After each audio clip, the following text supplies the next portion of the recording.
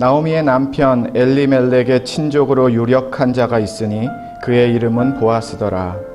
모압 여인 룻이 나오미에게 이르되 원하건대 내가 밭으로 가서 내가 누구에게 은혜를 입으며 그를 따라서 이삭을 줍겠나이다 하니 나오미가 그에게 이르되 내 따라 갈지어다 하매 룻이 가서 베는 자를 따라 밭에서 이삭을 줍는데 우연히 엘리멜렉의 친족 보아스에게 속한 밭에 이르렀더라.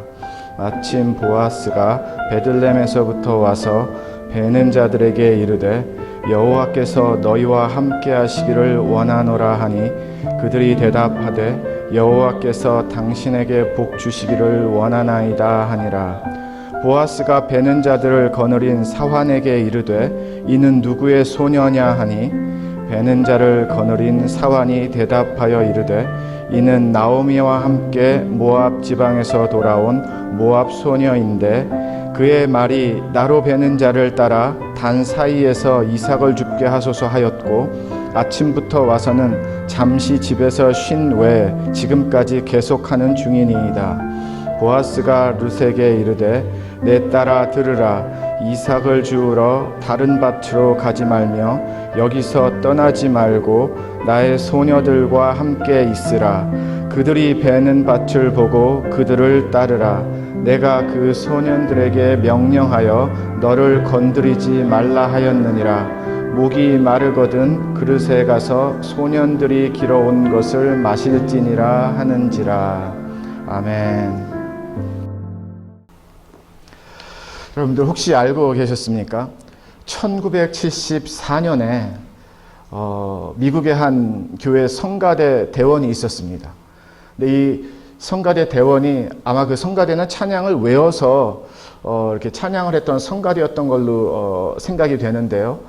그 주일에 불러야 되는 이 찬양 가사를 다 외우지를 못한 거예요. 그래서 종이에 이 작은 메모지 같이 종이를 만들어서 그 찬양 가사를 거기다가 적어서 앞사람 등에 이렇게 붙여서 이렇게 찬양을 했다라고 합니다. 그런데 바로 그 찬양 가사를 붙이는 그 장면 때문에 그 당시에 3M이라는 미국 회사에서 아주 강력한 메모지를 만드는 그러한 생각과 연구를 하고 있었는데요. 바로 그 장면 때문에 지금 우리가 전 세계에서 가장 많이 쓰고 있는 메모지 있죠? 3M 포스트잇 있죠? 이렇게 살짝 붙일 수 있는 그 포스트잇이 개발이 됐다라는 거예요. 되게 우연의 일치죠? 그러니까 포스트잇이라는 것을 지금 우리가 쓰고 있는 포스트잇이라는 것을 발명하기 위해서 막 연구하고 연구실에서 나온 게 아니라 이렇게 한 미국 교회 성가대에서 그런 장면 때문에 시작이 돼가지고 쉽게 부드럽게 붙였다가 뛸 수 있는 메모지면은 좋겠다라는 아이디어가 떠오르기 시작을 하면서 그 사람이 이제 주도가 돼가지고요. 시간이 좀 걸리기는 했지만 지금 우리가 너무나 유용하게 쓰고 있는 그 포스트잇 이렇게 붙였다가 띄었다가 쉽게 할 수 있고 전혀 묻지 않는 그런 좋은 메모지를 우리가 지금 쓰고 있다라는 겁니다. 예상하지 않았고 예측하지 않았는데요. 그냥 그렇게 일이 벌어졌습니다. 근데 이렇게 좀 자료를 찾아보니까요. 의외로 많더라고요. 막 이걸 만들기 위해서 진짜 만들어지는 그런 발명품들이나 발견한 일들도 많이 있지만 전혀 예상하지 못한 곳에서 전혀 예측하지 못한 상황에서 좋은 물건들이 만들어지고 발명이 되지고 어떤 현상들이 자연 현상이나 과학의 현상들을 알게 되는 그런 게 의외로 많다라는 것을 알 수가 있습니다. 오늘 본문 말씀 보면은요, 저는 같은 맥락에서 그렇게 만날 수 있는 말씀이라고 생각합니다. 룻기 4장으로 되어 있는데요. 성경에 이방 여인의 이름을 갖고 있는 성경의 제목 없습니다. 룻기가 유일해요. 에스더는 하나님의 백성이었습니다. 이스라엘 유대 출신 백성이었어요. 그렇기 때문에 하나님의 그런 이스라엘 혈통이 흐른다라고 알 수 있는데요. 룻은요, 모압 여인이었습니다. 그런데 모압 여인이 성경 66권 중에서 짧지만 그래도 한 권의 책의 제목을 그 이름을 갖고 있다? 아마 여러분들은 그냥 그러려니 하고 지나가실 수 있는데 저는 목사이기 때문에 좀 꼼꼼히 생각하는데요. 이거 되게 큰 의미구나. 성경에 좋은 의미에서 믿음의 역사에서 이름이 기록되는 것도 가문의 영광인데 한 권의 책이 한 이방 여인의 이름으로 딱 제목이 타이틀이 결정이 되고 우리가 아직까지도 이 성경 말씀을 보고 있다? 이거는 보통 센세이션한 사건은 아닙니다. 아마 유대인들의 입장에서 바라보면 더 그럴 거예요. 룻기 하면 회복의 말씀이다라고 많이 전합니다. 우리가 알고 있어요. 전 오늘 예배를 인도하기 위해서 저 밑에 앉아있다가 올라왔는데요. 처음에 드는 마음이 그런 마음이 듭니다. 항상 매주 그렇진 않고요. 어쩌다가 그런 마음이 하나님이 주실 때가 있는데요. 오늘 같은 예배는 그냥 순서 다 파괴하는 예배가 되면 더 좋겠다라는 마음이 그냥 들었습니다. 왠지는 모르겠어요. 그냥 이거 다음에 이거다라는 것보단 그냥 가면은 그냥 하나님이 이루시는 대로 가면은 더 좋은 예배가 될까? 그런 마음이 그냥 문득 들었습니다. 무슨 뜻인가 하면은요. 오늘 말씀을 전하는 데 있어서 특별히 오늘 예배에 있어서 이건창 목사는 없습니다. 없기를 바랍니다. 온전히 하나님의 음성과 하나님의 말씀만이 여러분의 가슴과 영혼을 만져주시고 터치해주시고 말씀해주시는 그런 생명의 말씀이 되기를 주님의 이름으로 축원을 드립니다. 어떤 상황에 있든지 어떤 문제의 직면에 있든지 지금 내가 어떤 고민에 있든지 어떤 기도의 제목을 갖고 씨름을 하든지 중요한 것은요. 하나님이 다 알고 계시다라는 거예요. 다 알고 계신 우리에게 하나님이 오늘 주시는 말씀은요. 룻기 2장 1절에서 9절을 통해서 하나님이 말씀하신다라는 겁니다.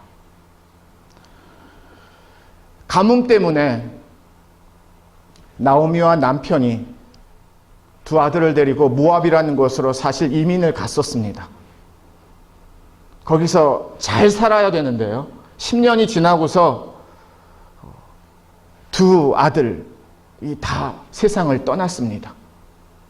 그러니까 나오미의 남편도 세상을 떠나고요. 남자 셋이 다 세상을 떠났습니다. 안타까운 정말 사건이에요. 아픔입니다. 슬픔이고요. 그 당시에 남자 가장이 없다라는 것이 사회적으로 얼마나 소외되고 낮은 계층인지 이루 말할 수가 없거든요. 아주 힘든 상황인데요. 그럼 시어머니하고 며느리 둘 이렇게 셋이 남은 겁니다. 그런데 어떤 소문이 들리는가 하면 고향 땅 유대 지역이 그래도 농사도 잘 되고 잘 이렇게 먹고 살 수 있는 땅이 되었다라는 소식을 듣고 어차피 모든 것을 잃어버렸기 때문에 나오미는 다시 고향으로 돌아갈 결정을 합니다. 근데 문제는 두 며느리죠. 근데 이 두 며느리들도 어머님을 따라서 가겠습니다라고 하는데요. 어머님이 아니라고. 그 안에서 어머님이 많은 인생의 한탄의 고백을 합니다. 하나님이 나를 버리셨다. 슬픔이다. 그런 아픈 고백들을 많이 합니다. 충분히 이해가 가고요. 충분히 그럴 수 있고요. 어떻게 보면 그렇게 고백하는 게 건강한 마음의 고백이고 솔직한 고백이라고 저는 생각을 합니다. 아픈 스토리예요. 그런데 큰 며느리는 아닙니다 하다가 결국에는요. 아니다라고 어머님이 너무 강력하게 노를 하시니까 고향으로 돌아갑니다. 그런데 오늘 이 등장하는 룻은요. 막 어머님이 그렇게 노를 강력하게 안 된다고 하는데도 불구하고 아닙니다. 저는 끝까지 갑니다, 어머니. 절대로 어머니와 헤어질 수 없습니다. 라는 고백과 함께 어머니에 달라붙어 가지고요. 다시 그의 고향 땅 모압을 뒤로 하고 시어머니, 그러니까 며느리 한 명, 나오미와 룻이 베들레헴이라는 유대 지역으로 돌아오는 장면을 성경의 배경으로 삼고 있습니다. 그런데 문제는 무엇인가 하면 와도 잘 살고 잘 먹고 잘 생활할 수 있는 생활의 기반이 전혀 없다라는 거예요. 얼마나 어려운 상황입니까? 남자가 없잖아요, 일단. 거기다가 룻은 이방 여인이기 때문에요. 어머니보다 더 낮은 신분에서 사람들이 바라보고 사람들이 무시할 수 있고요. 사람들이 천대할 수 있습니다. 안 그래도 이 선택받은 민족의 프라우드가 강했던 이 유대인들이 이 이스라엘 백성이 그냥 둘 수 없거든요. 이방인들을, 이방 여인을 특히나 더. 그러니까 뭐든지 주변의 상황으로 보면 다 안 되는 이야기들 뿐이에요. 다 어려운 이야기들 뿐입니다. 아주 힘든 것 뿐이에요. 뭐 이렇게 될 만한 그런 물꼬가 튈 만한 길이, 방법이, 돌파구가 거의 없어요. 먹고 사는 것도 땅이 있어서 농사를 짓는 것도 아니죠. 농사를 지을 만한 일손이 있는 것도 아니요. 가장도 없죠. 남편들을 잃은 여자 둘이서 생활을 한다는 것 자체가 너무 어려운 상황임에는 틀림이 없습니다. 많은 아픔과 한탄과 원망과 불평이 있을 수밖에 없을 거예요. 만약에 우리가 이러한 소식을 누군가 조금 가까운 사람에게 듣는다라고 하면 여러분들은 어떤 위로를 전하시겠습니까? 어떤 길을 권하시겠습니까? 어떻게 격려해 주시고 다시 시작할 수 있게끔 무엇으로 이렇게 부추기시겠습니까? 아무리 생각해도요, 어려워요. 뭐 하나라도 좀 열릴 만한 구석이 있고 가능성이 보여야 되는데 다 막혀 있어요. 동서남북이.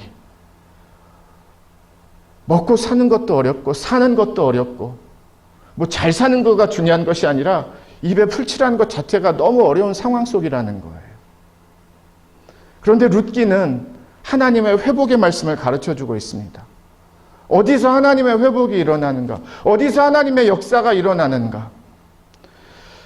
룻이 시어머니 나오미가 나랑 같이 가면 안 돼. 고향으로 돌아가. 너희 집으로 돌아가. 막 노를 강하게 반대를 했습니다. 근데 룻이 그 어머니에게 이런 고백을 합니다. 룻기 1장 16절인데요. 룻이 이르되 내게 어머니를 떠나며 어머니를 따르지 말고 돌아가라 강권하지 마옵소서. 어머니께서 가시는 곳에 나도 가고 어머니께서 머무시는 곳에서 나도 머물겠나이다. 어머니의 백성이 나의 백성이 되고 어머니의 하나님이 나의 하나님이 되시리니. 제가 아무리 오늘 말씀을 준비하고 묵상하면서 어떻게 이렇게 은혜 하나님의 손길을 만났을까? 룻이 어떻게 이런 놀라운 하나님의 생명의 손길, 도움의 손길, 하나님의 살아 역사하시는 이 손길을 만났을까를 아무리 질문을 던져도 답이 나오지가 않는데요. 저는 그 답을 조금 전에 읽었던 1장 16절에서 찾았습니다. 1장 16절을 보면은요, 룻은 아직 믿음이 좋은 사람은 아니었어요. 믿음이 막 투철해가지고 하나님이 살아계십니다. 하나님이 나의 하나님입니다. 막 이렇게 간증하고 고백하고 그런 믿음은 아니에요. 왜 그런가 하면 어머니의 하나님이 나의 하나님이 되시리니, 그러니까 룻 본인이 만난 하나님이기보다는 어머니, 시어머니의 하나님이 나의 하나님이 되실 것입니다라는 가까운 미래를 향한 미래형의 표현을 쓰고 있다는 겁니다. 그러니까 아주 믿음이 투철했던 사람은 아니라는 거예요. 근데 중요한 것은요, 저와 여러분들이 룻에게 믿음이 대단한 룻은 시작에서는 아니었지만은요, 배워야 되는 것이 있습니다. 너무너무 중요한 부분이에요. 상황이 다 진퇴양난, 동서남북 다 막혀 있으면은요, 아무리 생각해도 룻은요, 그런 어머니의 하나님이라고 하면 진절머리가 나서 완전히 그냥 등 돌릴 것 같고요. 이런 하나님이라면 난 절대로 안 믿어. 이런 하나님은 필요 없어. 이런 하나님이라면 나는 내 삶에 원하지 않아. 오히려 더 강력하게 반대를 했을 것 같은데 이상하지요. 어머니의 하나님이 나의 하나님이 되시리니, 룻의 마음에 시어머니 나오미의 하나님이 나의 하나님이 되어주시면 좋겠습니다라는 마음이 있었다라는 거예요. 이 마음이, 이 고백이 어디서 나왔을까? 저는 그게 너무너무 궁금해요. 상황으로 조금 잘 풀린다 그러면은 가능하지만 이게 지금 솔직히 망해서 가는 거잖아요.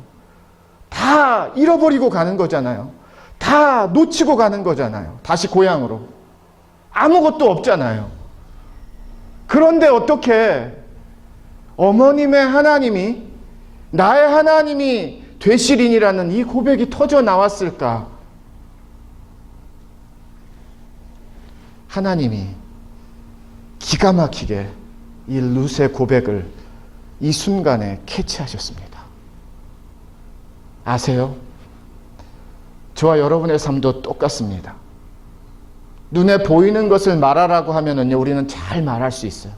기가 막히게 자세하게 정확하게 말할 수 있습니다. 그런데 성경을 보니까요, 하나님을 믿는 믿음은 눈에 보이는 것을 누가 잘 풀어내는가, 잘 설명하는가가 믿음이 아니라 눈에 보이지 않는 하나님의 살아계심을 고백하는 것이 믿음이라고 가르쳐주고 있습니다.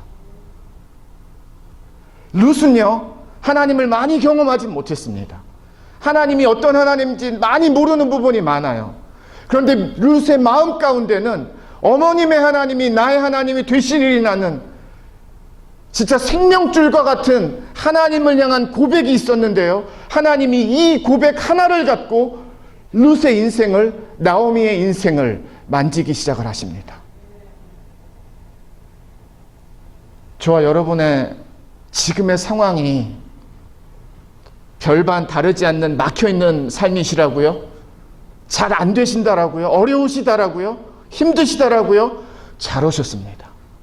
그런 우리를 위해서 하나님이 나에게 주시는, 오늘 룻의 말씀을 통하여서 저와 여러분에게 주시는 개인적인 하나님의 음성이 되는 줄 믿습니다. 아멘.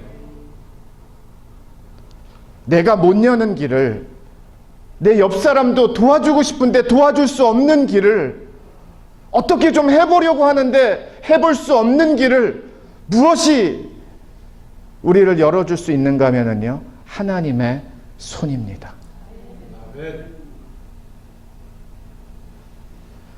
저는 이게 너무 놀라워요.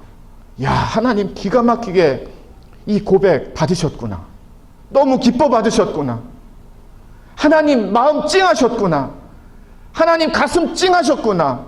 뭐 대단한 고백같이 보이지 않은데요, 이 상황 속으로 들어가면은요, 하나님은 너무 기쁘신 거예요. 바로 그거다라고 말씀하신 거예요, 룻에게. 눈에 보이는 상황으로 모든 것 다 끝났다라고 말하지 않고 어머님의 하나님이 나의 하나님이 되실 것입니다라는 그 소망 하나, 그 믿음 하나. 그래서 먹을 것이 없어가지고요, 진짜 하루하루 먹고 살아야 되니까 마침 그때 이제 볼이 추수가 되어지고요, 마침 추수가 되어지기 때문에 이제 수확하다가 떨어진 이삭들이 이렇게 주워서 먹을 수 있겠다라는 생각이 들었습니다. 2절을 보시면은요, 오늘 2장 2절, 모압 여인 룻이 나오미에게 이르되 원하건대 내가 밭으로 가서 내가 누구에게 은혜를 입으면 그를 따라서 이삭을 줍겠나이다 하니 나오미가 그에게 이르되 내 따라 갈지어다 하매. 예, 이제 시간이 언젠지는 정확히 모르지만 아침부터라는 성경 그 하반절 말씀이 있으니까요, 아마 아침부터 마음 먹고 갔어요. 어디로 가야 되는지 모릅니다. 누구의 밭이 누구의 것인지 모릅니다. 이삭 줍는 거 경험 별로 없습니다. 누가 친절한 사람들인지 나를 도와줄 사람인지 정보 아무것도 없어요. 그냥 살기 위해서 그냥 추수하는 밭으로 갔을 뿐입니다. 3절을 보겠습니다. 룻이 가서 베는 자를 따라 밭에서 이삭을 줍는데 보세요, 우연히 엘리멜렉의 친족 보아스에게 속한 밭에 이르렀더라. 우리와 같이 지도 있고요, 부동산 지도 있어가지고 이 땅은 누구의 땅, 이 사람은 좀 좋은 사람이랍니다, 친절한 사람이랍니다, 동네에서 소문이 자자합니다, 이 땅 주인집은요 너무 완악해가지고 도와줄 사람이 아니랍니다. 그런 정보 없었습니다. 그냥 걸어갔어요. 진짜 발이 이끄는 대로. 그런데 성경이 뭐라고 말합니까? 마침 그 추수하는 밭이 보아스라는 사람의 밭인데, 이 보아스와 이 시아버지 엘리멜렉은 같은 혈통, 같은 집안 출신이라는 거예요. 여기서의 우연이, 우리는 우연이라고 말을 하고 성경도 우리에게 쉽게 이해하기 위해서 우연이라는 번역을 썼지만 이거는 그냥 보통 우연이 아닙니다. 아무것도 몰라요. 나오미도 모르고요. 지금 룻도 모르고요. 보아스도 모르고요. 동네 누구도 모릅니다. 룻은 그냥 걸어갔고요. 추수하는 밭을 만났고요. 거기서 그 이어지는 말씀들을 보니까 제가 이삭을 좀 줍겠습니다. 허락을 사환들에게 받았고요. 이삭을 줍는 중인데 성경은 그 모습을 딱 카메라로 잡는 듯이, 근데 아십니까? 독자들에게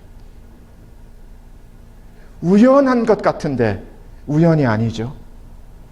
어떻게 이런 일이 벌어질까 생각이 드는데 놀랍지요? 그 밭의 주인이 바로 보아스, 시아버지와 혈통관계입니다. 제가 오늘 말씀 제목을요, 우연같이 보이지만 하나님의 손길입니다라고 정했습니다. 저와 여러분들은요, 어쩜 그렇게 딱 시간이 잘 맞았는지, 기가 막힌 타이밍이었어, 우연하게도 라는 표현을 하고 설명을 하는데요. 근데 아세요? 이 우연이 되기 위해서 하나님이, 우리가 보이지 않는 곳에서 하나님은 일하고 계시는 하나님이고 일하고 계시는 하나님의 손길이 함께했다는 것을요, 나오미랑 룻이 언제 일어나야 됐는지요, 언제 대화를 마치고 준비를 해서 밭으로 가야 되는지를, 룻이 혹시 잘못된 밭으로 가지 않고 보아스의 밭을 모르는 룻이었지만 가야 되기 때문에 그 발걸음을 인도하셔야만 됐고요. 또 사환이 못된 마음의 사환이면 안 된다고 다른 데로 쫓아냈을 거 아니에요. 사환의 마음을 움직이셔서 받아줄 수 있는 것도 하나님은 마음을 준비하셨어야만 됐고요. 하나님께서 우리의 눈에는 하나도 보이지는 않지만 이런 하나님의 살아계신 손길을 이루시기 위해서, 왜? 살려주셔야 되니까, 도와주셔야 되니까, 긍휼히 여겨주시니까, 불쌍히 여겨주시니까. 하나님이 룻의 고백을 들으셨잖아요. 나의 하나님이 되어주세요. 나의 하나님이 되어주실 겁니다. 나의 하나님이 되어주셔야 됩니다. 그러니까 하나님이 룻의 인생 가운데, 룻은 아무것도 모르지만 하나님이 지금 작품을, 하나님의 일들을 생방송으로 써가고 계시는 거예요. 저는 이런 하나님의 놀라운 손길이 룻에게만 하나님이 열심히 하시는 하나님이 아님을 믿으시기를 바랍니다. 지금도 우리 비하인드에서요, 뒤에서 얼마나 신실하게 여전히 하나님이 일하고 계시는 줄 아세요? 얼마나 하나님이 우리가 잘 때에도, 아무것도 모를 때에도 하나님이 이 생명의 길을 열어주시고 회복의 길을 열어주시고 은혜의 길을 열어주시기 위해서 다 하나님이 맞추시는 줄 아세요? 우리 보고 하라 그러면 우리는 진짜 머리 터져버릴 거예요. 그리고 1분 1초도 이게 놓치면 안 되잖아요. 잘못되면 안 되잖아요. 우연히 엘리멜렉의 친족 보아스에게 속한 밭에 이르렀더라. 이게 무슨 뜻이에요? 하나님의 은혜의 밭으로 하나님이 인도해 주셨습니다. 눈에 보이는 것을 갖고 씨름하지 마시고요, 눈에 보이지 않는 하나님의 손을 구하시는 룻과 같은 믿음으로 저와 여러분의 믿음의 걸음이 다시 한번 세워지기를 주님의 이름으로 축원을 드립니다. 하나님은 그걸 받으시는 거예요. 하나님은 그게 기쁘신 거예요. 저와 여러분은 안 됩니다. 그런데 하나님은 하실 수 있어요. 우리는 능력이 부족합니다. 근데 우리 하나님은 능력이 많으세요. 3절 보겠습니다. 4절 보겠습니다. 마침 보아스가 베들레헴에서부터 와서 베는 자들에게 이르되 여호와께서 너희와 함께 하시기를 원하노라 하니 그들이 대답하되 여호와께서 당신에게 복 주시기를 원하나이다 하니라. 또 한 번의 우연이 벌어집니다. 근데 마침 보아스가 어디를 갔다가 돌아왔어요. 이제 밭에서 일꾼들이 일 잘하는가 보는 그 시간인데 모르는 여인이 눈에 띄었습니다. 마침이에요. 때마침이에요. 다시 한번 보세요. 이게 바로 하나님의 타이밍입니다. 저와 여러분들이 만들어낼 수 없는, 저와 여러분들이 조작할 수 없는, 하나님만이 하실 수 있는 하나님의 타이밍. 그 하나님의 타이밍은 언제나 은혜의 타이밍입니다. 마침 이삭을 주어서 그래도 하루하루 생활할 수 있는 것도 은혜인데요. 거기에 하나님이 한 번 더의 은혜를 더하십니다. 보아스가 어디 출장을 갔는지 시장을 갔는지 뭐 누구를 만나고 왔는지는 모르겠습니다. 그런데 보아스가 갔다 오는 시간을 하나님이 인도해 주셔야 되잖아요. 놓치면 안 되잖아요. 너무 피곤해서 집으로 먼저 가거나 아파서 집으로 먼저 가거나 아니면 잠깐 룻이 잠깐 휴식을 취했다라고 나중에 사환이 고백을 하는데 집에서 쉬고 왔다라고. 그때 만약에 보아스가 왔으면은요 못 만나는 거예요. 그런데 룻이 이삭을 줍고 있을 그때에 보아스도 마침 돌아왔고요.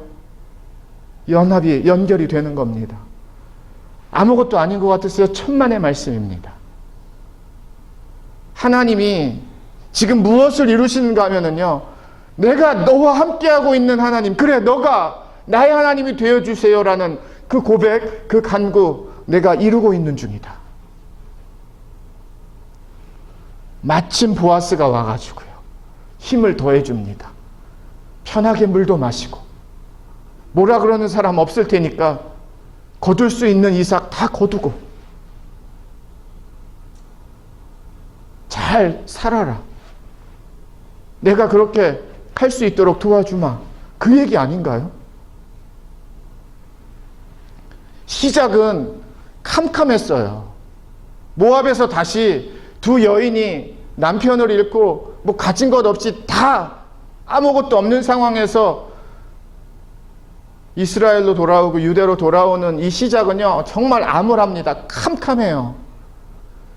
그런데 말씀의 한 절 한 절을 우리가 읽어가면서 너무너무 어둡고 말이 안 되는데 힘든데 거기에 길이 있네, 거기에 길이 보이네, 거기에 길이 열리네, 거기에 길을 걸어갈 수가 있네. 우리가 그런 살아나는, 회복하는 하나님의 말씀을 만나지 않습니까? 이 길을 누가 열어주신 거예요? 하나님이 열어주신 거예요. 이 길이 어떤 길입니까? 은혜의 길이에요. 성경에는요 우연이라는 아니면 때마침, 마침 이런 사건들이 몇 군데 등장을 하는데요. 제가 한 예로 사도행전 10장에 베드로와 고넬료가 만나는 사건이 등장합니다. 베드로가 이렇게 걸어가다가 아마 배고파서 그랬던 것 같아요. 어느 집에 유숙을 하게 되고요. 근데 이렇게 지붕에 올라가서 기도를 하는데 밥 먹기 전에 거기에 환상을 보게 됩니다. 막 불결한 부정한 그런 짐승들을 막 거기선 천사가 먹으래요. 환상 중에. 하나님 절대 저는 먹을 수 없습니다. 막 고집을 피우는데 하나님이 똑같은 메시지를 3번이나 강조하시면서 먹어도 돼. 내가 깨끗하다라고 하는데 왜 너가 더럽다고 하느냐 막 그렇게 혼나면서 그런 환상 가운데 이게 생신지 꿈인지 모를 정도로 왔다 갔다 하는 장면이 벌어지는데요. 그리고 나서 도대체 이게 무슨 환상이야 라고 성령 하나님께 묻고 있는데 소위 우리식으로 표현하면 띵동 하고 바로 그때 여기 시몬 베드로가 유숙하는 곳이 맞습니까? 라고 2명의 고넬료가 보낸 사환들이 그때 등장을 합니다. 기가 막힌 타이밍이에요. 만약에 5분만 먼저 왔으면은요 그런 사람 없습니다. 왜? 이방인들하고 베드로는 그때 당시에 오픈 마인드가 돼가지고 사역을 하거나 연합을 하거나 하면 큰일 나는 줄 알았거든요. 그때 당시에는 완전히 따로따로였거든요. 그런데 이게 무슨 뜻인가 하는데 2명의 고넬료 로마 장교 백부장 고넬료가 보낸 사환이 도착을 했어요. 그 전에 하나님이 보내라는 말씀을 고넬료도 받았거든요. 마침입니다. 우연치 않게 놀랍도록 바로 그때 하나님 이게 무슨 뜻이에요? 성령님 가르쳐 주세요 하고 있는데 띵동 하고 여기 베드로 있습니까? 고넬료 우리 백부장께서 베드로 제자 모시고 오라고 합니다. 만약에 그 환상의 꿈이 그 타이밍에 맞지 않았으면 내가 왜 당신들에게 갑니까? 난 상관없습니다. 저는 갈 수 없습니다로 끝나는 장면이에요. 그런데 하나님이 계속 마음속에서 의심하지 말고 같이 가라.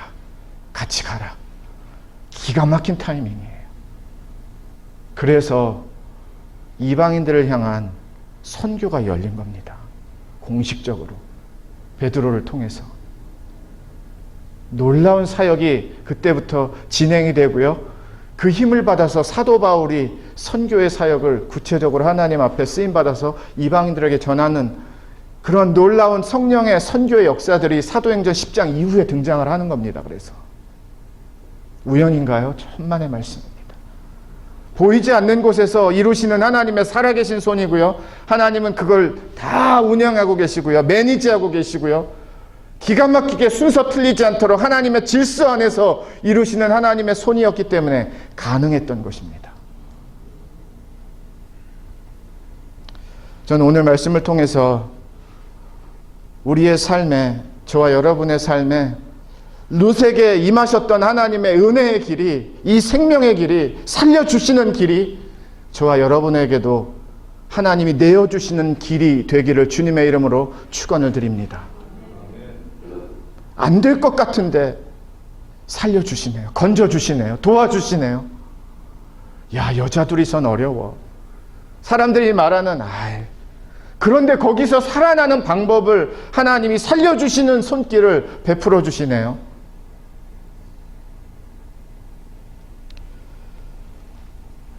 팔 절을 보시면은요. 보아스가 룻에게 이르되 내 딸아 들으라. 이삭을 주우러 다른 밭으로 가지 말며 여기서 떠나지 말고 나의 소녀들과 함께 있으라. 이게 무슨 뜻인가 하면은요. 하나님이 부르신 은혜의 밭이에요. 다른 밭으로 가면 안 됩니다. 저와 여러분도 동일한 하나님이 주시는 음성과 메시지인데요. 다른 데 가지 마세요. 다른 데 갈 필요 없습니다. 하나님이 인도해 주시는 은혜의 밭에서 하나님의 살아계신 손길을 경험하시기를 바랍니다. 내가 어느 밭이 좋은가 찾아다니지 마시고요. 하나님이 인도해 주시는 곳으로 믿고 가시면 돼요. 다른 밭으로 가지 말라라는 이 메시지가 제게는요. 그렇지. 하나님이 이곳으로 인도해 주셨으면 이곳에서 하나님 살려주신다라는 거고요. 이곳에서 살게 해주신다라는 거고요. 이곳에서 역사하신다라는 거고요. 하나님의 내어주신 이 길을 통해서 하나님이 하나하나 회복해 주신다라는 하나님의 음성인 줄 믿습니다. 다른 밭이 좋아 보이고요. 다른 밭이 더 빨리 될 것 같고요. 다른 밭이 더 우리를 유익하게 할 것 같은데요. 하나님은 말씀하십니다. 은혜의 밭을 떠나시면 안 돼요.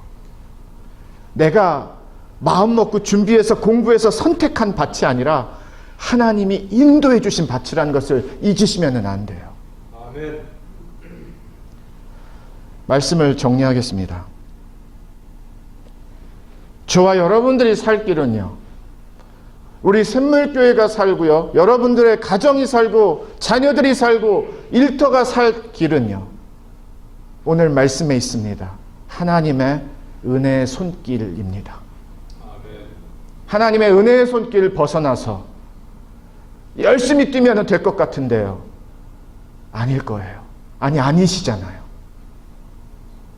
다른 데 더 좋아서 기웃기웃 하다가 덥석 집었는데 어려운 그런 힘든 일들, 그런 실패들 한 번 이상씩은 경험하셨잖아요. 근데 오히려 진짜 아무것도 없는데 어떻게 하나님이 이런 상황에서 하나님의 살아계신 능력을 회복이라는 걸 통해서 이루어 주실까를 오늘 말씀을 통해서 만났는데요. 하나님이 나의 하나님이 되어 주세요. 하나님, 이 상황이 하나님의 상황이 되어 주세요. 이 문제가 하나님이 다루시는 문제가 되어 주세요.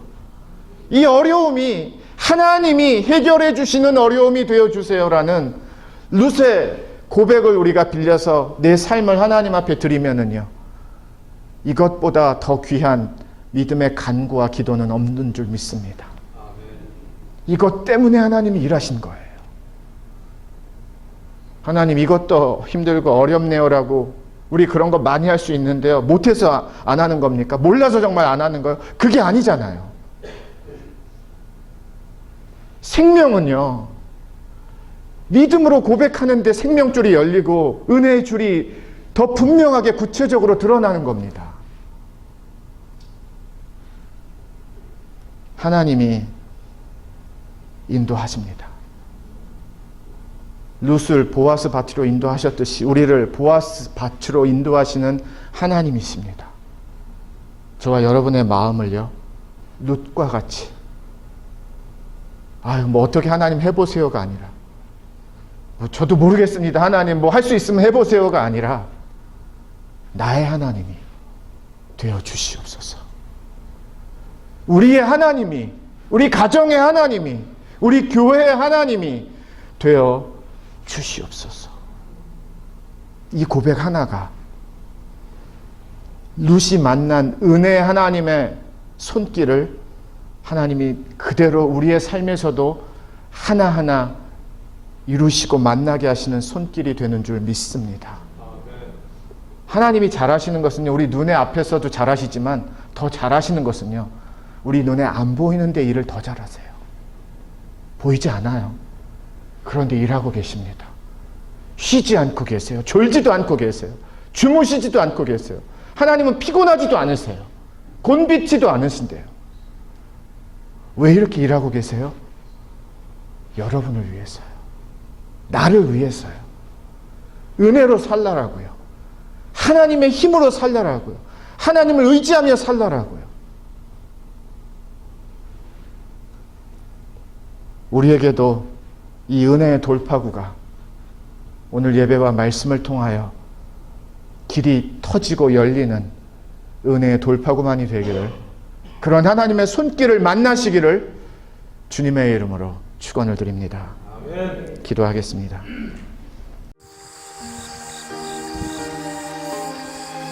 예수님만을 생각하는 교회 발란시아 산목교회는 25,222 와일리 캐년 로드에 있으며 전화번호 661-219-5434, 웹사이트는 www.샘물.org입니다.